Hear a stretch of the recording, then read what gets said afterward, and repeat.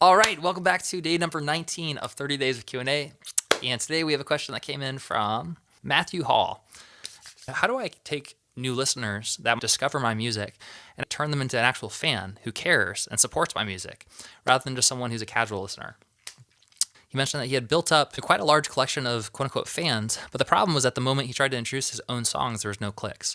So one strategy that he tried out was cover songs where he was playing other people's songs and maybe he got some traffic, but he was having trouble taking new listeners and actually turning them into engaged fans. So it's not necessarily the lack of clicks or the lack of people listening, it's more like the lack of converting those people who are new listeners into actual fans. And so there's two main lessons that I want to share here. This is one of my favorite analogies to talk about, is this idea of the rain catcher. One of the challenges that it sounds like you ran into was that you spent a lot of time and energy driving traffic, and that it didn't necessarily turn into engaged fans who are on your email list and people who actually show up and to your shows and care and support you.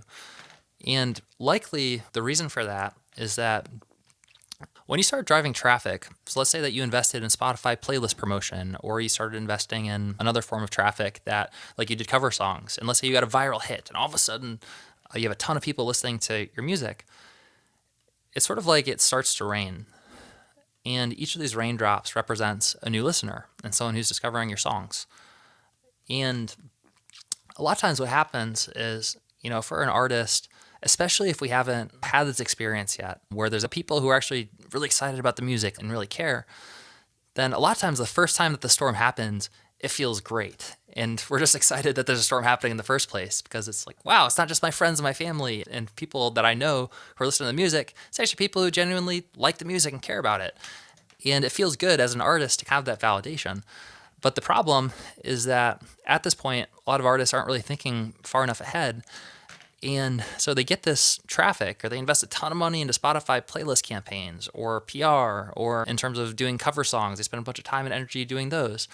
And what happens is most of the rain, it just gets wasted. It goes into the ground.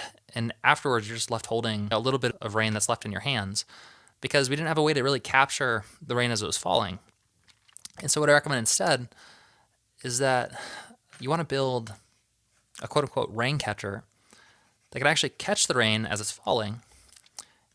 And that way, instead of someone hearing your song on Spotify once and then you never hearing from them again, or someone listening to one of your cover songs, but you don't actually build a relationship with them, now you actually have a way to cultivate that relationship and build a deeper connection. And so rain catcher is just a fancy way of saying a funnel. So building a funnel that's designed to attract and capture the rain as it falls down. And so this is an idea that we call creating a fan magnet. And your fan magnet is really about giving away something that's valuable to your fans for free in exchange for joining your email list. So one example of a fan magnet is giving away a free NFT. So if you have a music relic NFT, you can actually give those away in exchange for them joining your email list. Another way of looking at this funnel is this idea of creating a CRM. Your CRM is definitely one of your top 3 most important assets in your entire music career, and it stands for your customer relationship manager. And basically what your CRM does is it gives you a list of your fans, their names, email, phone number, etc. You might also have their location, where do they go out to shows, what's their lifetime value, how much have they invested over the course of their relationship with you. And this is so important to have because when you have the CRM and it's segmented right, now you can create a lookalike audience. Generally, there's a small group of your fan base that supports more than 80% of your entire income. And so it's really important to figure out who are those people? Who's the small percentage of the people who are the super fans who actually care and support your music, and making sure that you're targeting more audiences based on those fans.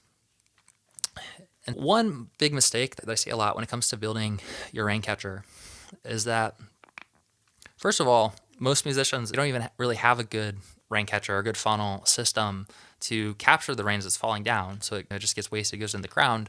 But then what happens with a lot of artists is that it's kind of like you have this neighbor friend who walks up and let's call him Farmer Facebook. And Farmer Facebook walks up and he's like, "Hi, see you ain't got one of them rain catchers. You want to use one of mine? I got 2 of them. They're called Facebook and Instagram. Just use one of my rain catchers. They're free. And most artists are like, awesome, cool. So I can just use social media. I don't need to have an email list or a phone number list. I'll just use TikTok or Instagram or YouTube. And then they start building their audience on these platforms. And then one day, Farmer Facebook is like, well, you know what? You want to use my rain catchers? Then you got to pay me some money to reach those people. Those are my rain catchers. And it's true. When you're using these platforms, you don't own this audience, right? Mark Zuckerberg owns this audience. And so I have friends who had hundreds of thousands of likes on their Facebook page and basically overnight lost the ability to reach and connect with those people because their algorithm changed. And now I wouldn't even recommend posting on Facebook organically unless you have a paid traffic strategy behind it. The point isn't that you shouldn't use any social media platforms, or you shouldn't have a strategy on these platforms, because this is where billions of people spend their time and their attention nowadays, on social media. So it's a great place to have a strategy to drive traffic from. But the point is that no matter what social media strategies you're using, your main core strategy always needs to be dumping out these rain catchers and sending them to your own rain catcher that you own, so that you don't rely on Mark Zuckerberg. You don't rely on another platform that may or may not die. Do you guys remember MySpace? People had millions of fans on MySpace and lost access to all of those people because the platform died. And so you don't want to rely on a platform someone else owns. You want to build your own list. And there's a lot of different tools you can use for this. You can use ActiveCampaign. You can use Constant Contact. I would highly recommend checking out our StreetTeam platform. Essentially, our StreetTeam platform is a CRM that we designed for you as a musician that helps you build funnels and automated email sequences, have messenger campaigns where you can actually have text messages going back and forth with your fans, two-way communication. And you can also keep track of the lifetime value of your fans. Who are your most valuable fans? And you create lookalike audiences based on those people. But the bottom line is, no matter what platform you're using, you need to have your own rain catcher where you have this list that you own, that you don't have to pay Mark Zuckerberg in order to reach your people. And so that's really the key in terms of building a deeper relationship and converting new listeners into actual fans, is having your own platform. And then from there, once someone joins your community, then I would recommend starting to build some regular content for those people. Maybe going live once per week and doing a private show just for the people who are in your street team. You could have giveaways that are exclusive to your email list. You could have a Discord community that's only for people that join your street team. And there's a lot of things that you can do that are just specifically for the people who join your audience. And that audience of people, in order for them to join your community, in order for them to opt in, it means that they're more invested. It means that they're more interested. It's like the step between someone listening to your music and actually purchasing something from you, right? There's like a relationship step that needs to happen.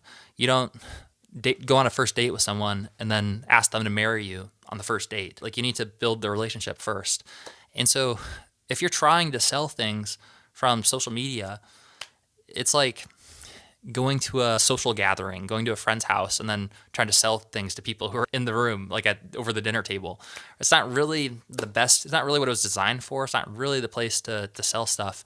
But if you're smart, you can still network with people and then invite them back to your office, and you'll have a conversation with them and then talk business there. And that's a lot like, inviting someone to your own website, inviting someone to your email list, and then presenting offers through email. The stats are still staggering that email is where the majority of online business revenue takes place nowadays in terms of marketing strategies. Your email is so much more profitable than your social media. It's just where people buy things. So I would highly encourage you to focus on your email list and just focus on your CRM in general. I think text messaging is also very powerful and something worth considering. There's tools like Community that you could use for text messaging. That one costs a few $100s per month to be able to send out these text messages.